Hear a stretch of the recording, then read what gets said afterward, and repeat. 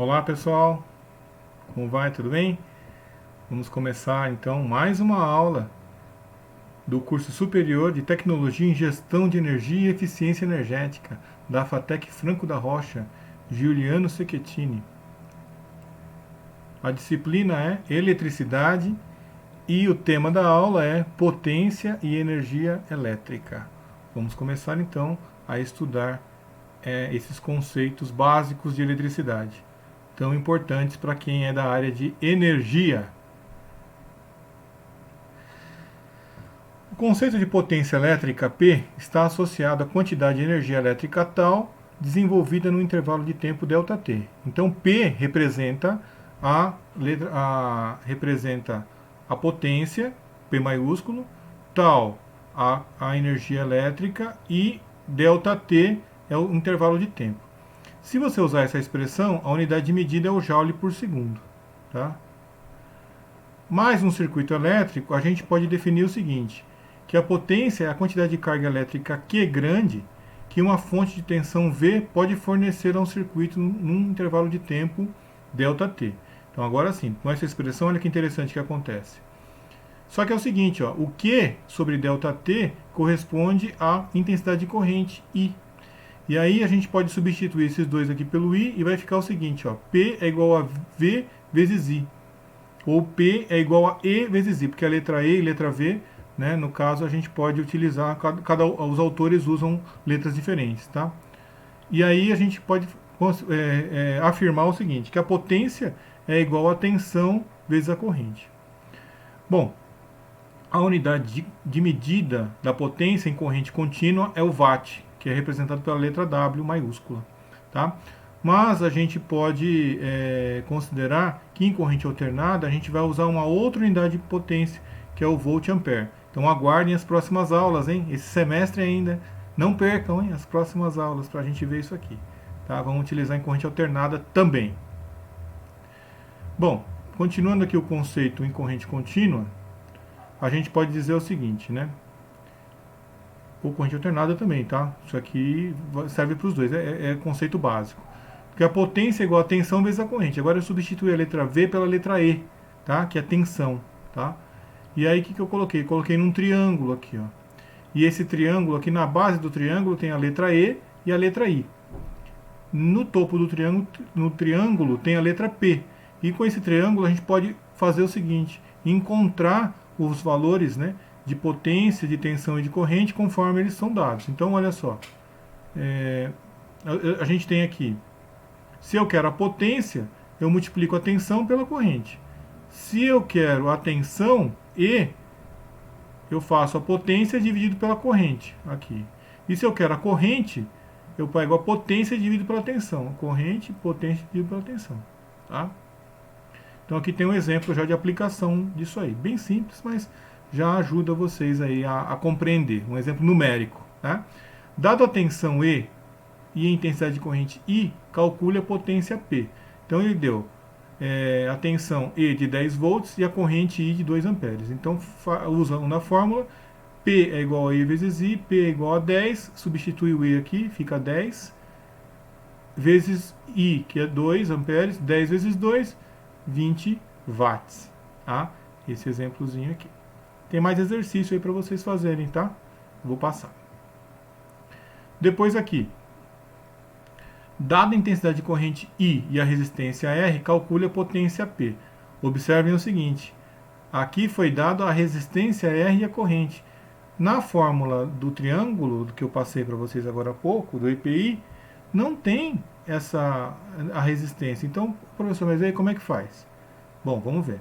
Então a corrente é 10 amperes e a resistência é 20 ohms. Eu sei que a potência é igual a E vezes I. Pela lei de Ohm, que a gente já viu nas aulas passadas, a gente tem que a tensão é igual a R vezes I, a resistência vezes a corrente. Então eu pego esse E que está aqui, ó, e substituo por esse aqui, ó, que é o R vezes I. Então esse E vai valer R vezes I. Então olha o que acontece, ó, presta atenção, hein? Ó. R vezes I no lugar do E aqui, tá vendo, ó? O E aqui, ó, esse E aqui, ó. Eu troquei por R vezes I, ó. Então ficou P é igual a R vezes I vezes I. Só que a gente já sabe que I vezes I eu posso substituir matematicamente por I ao quadrado. Então a fórmula fica P é igual a R vezes I ao quadrado. Olha só, hein? É bonito, né? É show isso aqui. Então aí você vem aqui, ó, e aí você encontra aqui, ó, P, eu vou substituir os valores, né? Fica 20 vezes 10 ao quadrado, que vai dar 20 vezes 100, vai dar 2.000 watts. Ó. Bom, usando esse mesmo princípio aqui, tá, de fazer a substituição, a gente consegue encontrar uma coisa bacana demais, tá? Que muitos alunos utilizam. Quando eu descobri isso aqui, eu sempre tenho ele guardadinho em algum lugar, né? Para fazer pesquisa quando preciso estudar. Olha só, é o círculo mágico da lei de Ohm, tá? E nesse círculo mágico aqui, o que acontece? Eu tenho aqui, ó, no centro, eu tenho o que eu quero procurar. O P é potência, o I é corrente, o R é resistência e o V é tensão. Então vamos supor que eu quero encontrar a corrente. Eu olho aqui, eu posso usar o P e o V, então eu faço I é igual a P sobre V, tá? Potência sobre a tensão. Ah, eu tenho a tensão e a resistência, então eu venho I é igual a V sobre R, olha que interessante. Eu tenho aqui a potência e a resistência, então é a raiz quadrada da potência sobre a resistência. Tá? E assim você usa para todos os quatro, as quatro grandezas que você vai precisar, que você precisa eventualmente. Tá? É isso aí, gente. Vamos lá, vamos continuar aqui. Agora o conceito de energia elétrica. Tá? O conceito de energia elétrica, a gente pode falar o seguinte. A gente já viu que a potência é a energia tal sobre ΔT. Só que então a energia elétrica, que é o tal, é só virar essa expressão aqui e fazer, olha, que a energia elétrica é igual a potência vezes o intervalo de tempo, ΔT. Então nessa expressão a unidade é joule ou watt segundo, watt vezes segundo, tá? Bom, e aqui é o seguinte, e qual que é a unidade que a gente usa no dia a dia? Né? No dia a dia, a gente usa quilowatt-hora, que é um submúltiplo, um múltiplo do watt segundo. Né? Então, quilo significa 1000 watts e hora, que é a unidade de tempo. Né? Ou seja, quantos watts está passando por hora, quantos 1000 watts ele está consumindo.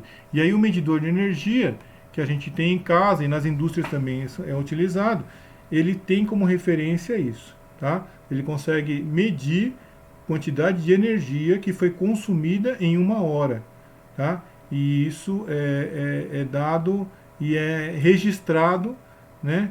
Para que para que venha depois na conta de energia, tá? Deixa eu só pegar algumas referências aqui. Como a ordem de grandeza do consumo de energia elétrica em residências e indústrias é muito elevada, a unidade de medida utilizada no lugar de watt segundo é o quilowatt-hora. Tá? Agora, quando tem muita energia, no caso de usina hidrelétricas, termoelétrica ou nuclear, a unidade de medida é o megawatt-hora. Tá? Ok? Agora, vamos falar de fusível. Né? Os equipamentos eletrônicos e as instalações elétricas residenciais e industriais possuem fusíveis e disjuntores. Tá? Para que eles servem? Para proteger contra sobrecorrente e curto-circuito. Tá? No caso dessa imagem, eu separei alguns fusíveis aqui para vocês, só para ilustrar. Esse fusível aqui é um fusível de vidro.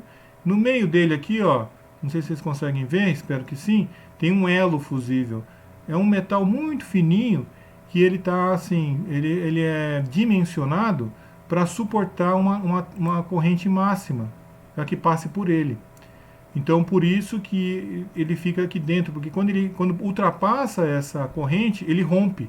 E aí, a hora que ele rompe, ele fica dentro do vidro, por isso fica um vidro aqui, um invólucro, né? Todos os fusíveis, eles geralmente são encapsulados, o elo fusível fica encapsulado. No caso, esse fusível do meio aqui, ó, ele é um fusível NH, é muito utilizado na indústria.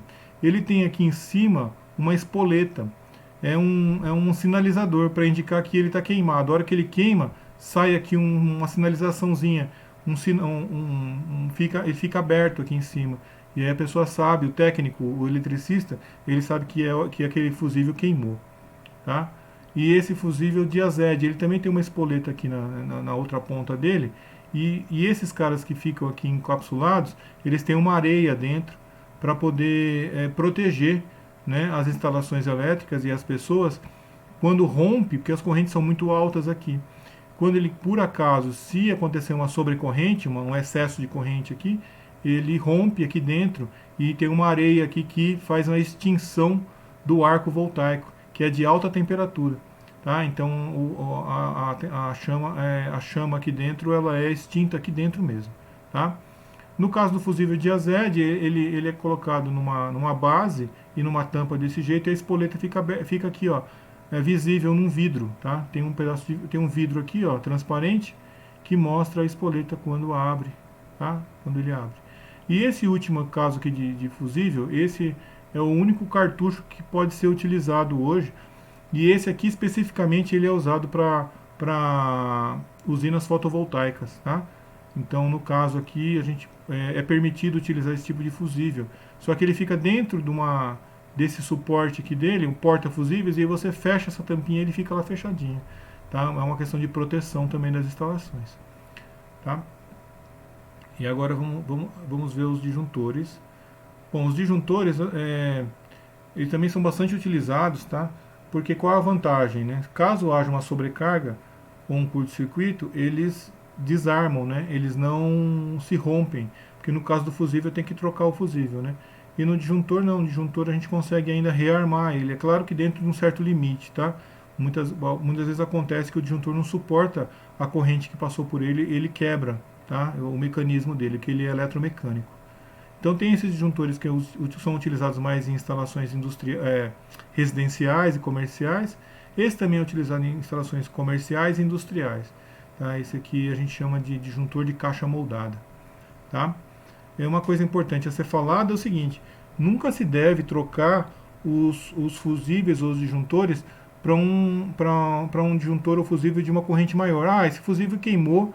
Ah, ele é de 30, coloca um de 50 que não queima mais. Gente, nunca permitam que se faça isso, tá? Por quê? Porque existe um risco muito grande, se desarmou ou se queimou, é necessário que o técnico, né, o eletricista, ele procure o defeito, verifique aonde está o defeito, para depois fazer a substituição do fusível, tá? E no caso de disjuntores, sempre colocar o mesmo, porque o projetista, quando ele fez os cálculos para colocar esse disjuntor, ele pensou na proteção das instalações das pessoas, tá? Bom, é isso, né? Até esse momento, é isso que nós temos até agora, tá certo? Ficamos aí. Até a próxima, gente. Até mais. Tchau! Tchau, tchau. Até a próxima. Tchau, tchau.